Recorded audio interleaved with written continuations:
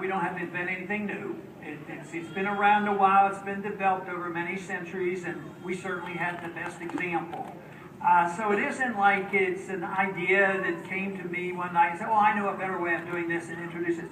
No, it's something that basically made America great. Does that mean that we have to go back to the 19th century? Absolutely not. Even the gold standard of the 19th century was less than perfect. But there's every reason to think that this is a time to build on the good ideas and the good values of liberty and even make them better, and because there will be a replacement for what we have. It cannot be sustained economically. We are not going to put up with the intrusion of government agents busting down our doors and shooting people without due process and using assassination. So it will change. The only question is can we convince the people that the views of liberty are the answer, that we can even make a better society than we've ever had before.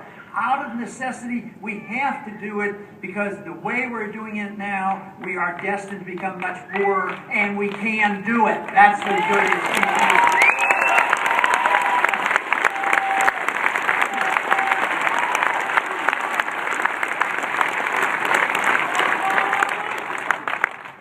One thing that we have to quit doing is lying to ourselves, and I think that's what we do, whether we lie to ourselves about our foreign policy and why people want to kill us, or lying to ourselves because we were taught that printing paper money and the Federal Reserve is the only way that they can have a monetary system. And we keep lying to ourselves, even when it comes to war issues. They don't even call it war anymore. They call it kinetic military activity.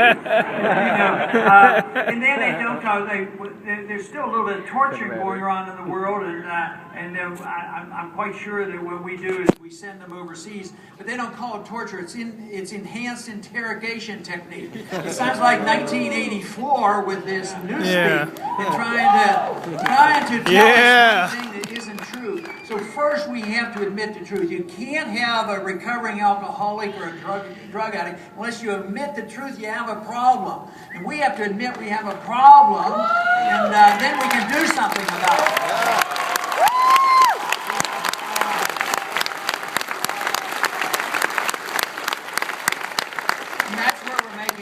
Progress, whether it's that group of people who have hung on to these views or the new generation that's spreading these views through the internet.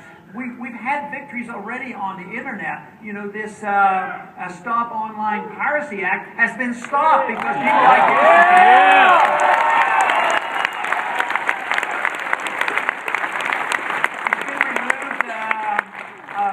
I think there's a senator that is pretty well known here, a senator in the heads up the Senate. He had to remove it from the Senate agenda. But the president now has signed a treaty that's trying to do the same thing, to take over control of the internet. So let's make sure the Senate does not approve that treaty that the president has signed. And do the same thing.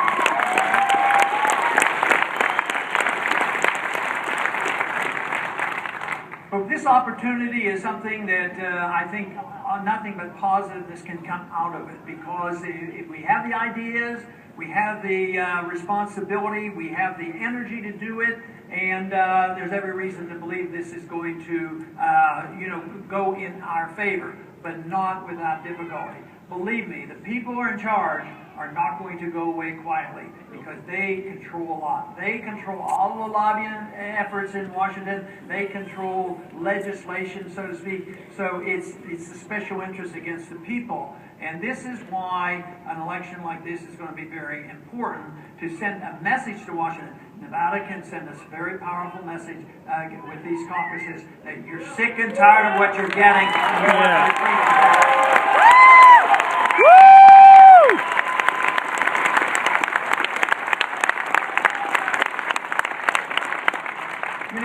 the small group that kept things together, I believe that is the irate minority are having their way, and it's spreading.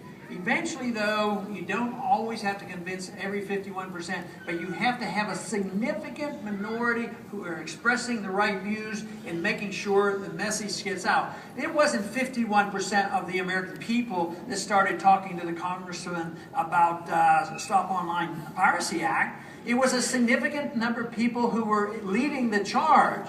And this is what we have. We have an army of people now who are willing to lead the charge for personal liberty and getting the government out of our lives, off our backs, and out of our wallets. Yeah.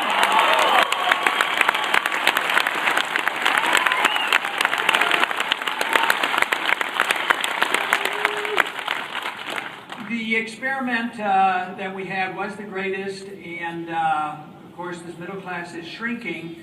But if we don't do something, you know, it won't be an easy recovery. So the contest will be nip and tuck.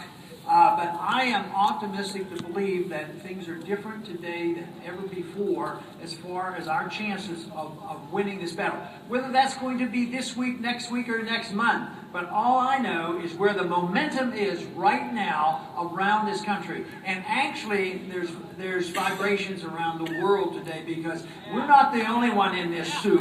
And it's a world, it's a global economy. The Europeans are in bad shape. And they think we're going to be bailing them out, and Bernanke thinks he can bail them out by going over, and we get that. Our credit keeps getting downgraded, and the downgraded of our finances is still going to bail out Europe. No, everybody knows that there's a significant change, and we gave up 100 years ago, but believe me, the ideas and the principles of liberty are alive and well. I believe that we will be able to win this, and to me, this is what it's all about. So we must remain in this battle and do our very best. The freedom essentially has only been around a short period of time. An experiment was great, and we did have this largest middle class. But now the decision will be up to us on what we do. But we need a confidence, and we need an understanding. We need to have an economic understanding. We need to have confidence in ourselves. We need to reject the notion that we have a right to other people's lives or other people's money. And we have to reject the notion that the government is capable of being fair and equal to everybody.